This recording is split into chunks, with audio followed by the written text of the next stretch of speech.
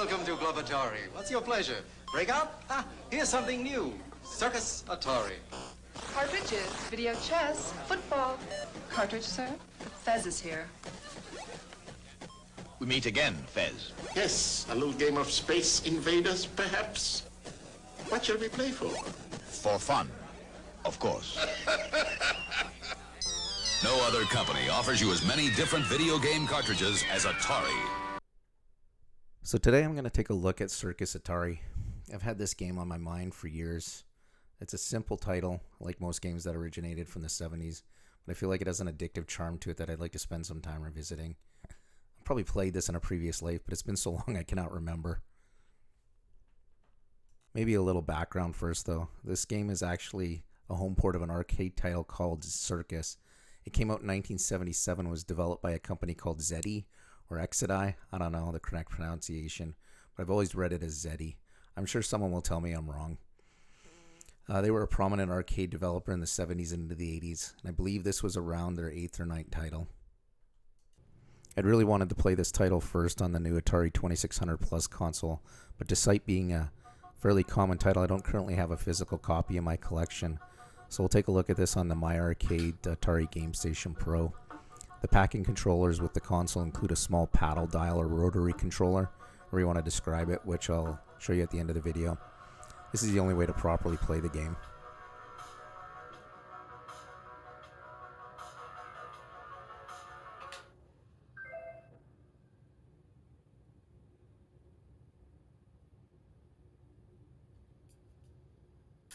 One of the first things you're going to want to do though is press the menu button and change the sensitivity settings to low.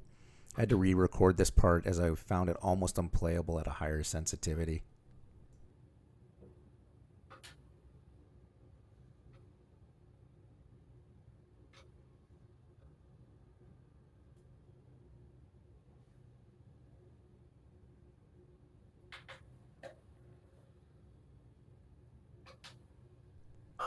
Like most console and arcade games of the early 80s, these games are challenging. I'm definitely going to need some practice.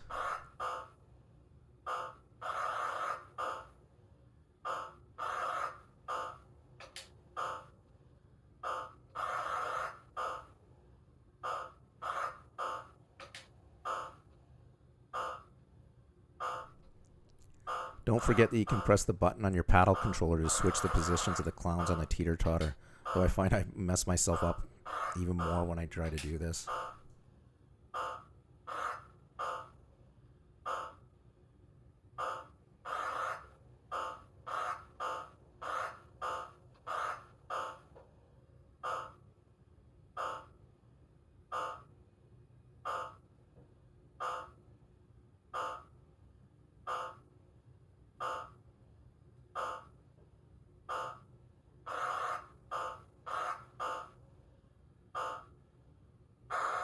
Ouch.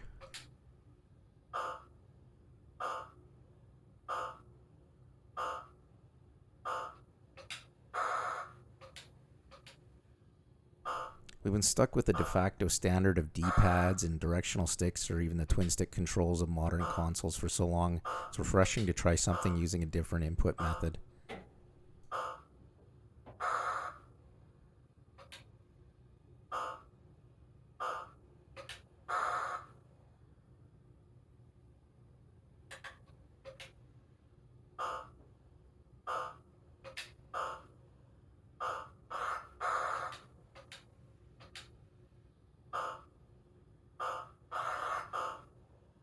I definitely am going to try and track down a physical copy of this to try with the original paddle controllers on the 2600 Plus. Perhaps I'll report back on the experience when I do.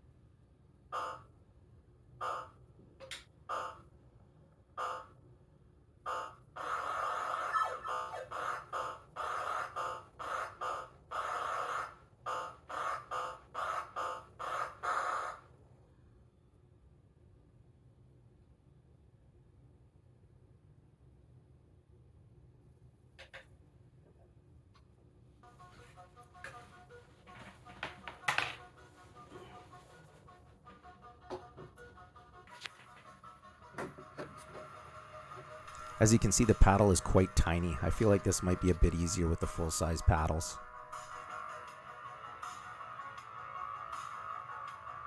Anyhow, if you enjoyed the video and would like to see more, please consider subscribing. Thanks for watching.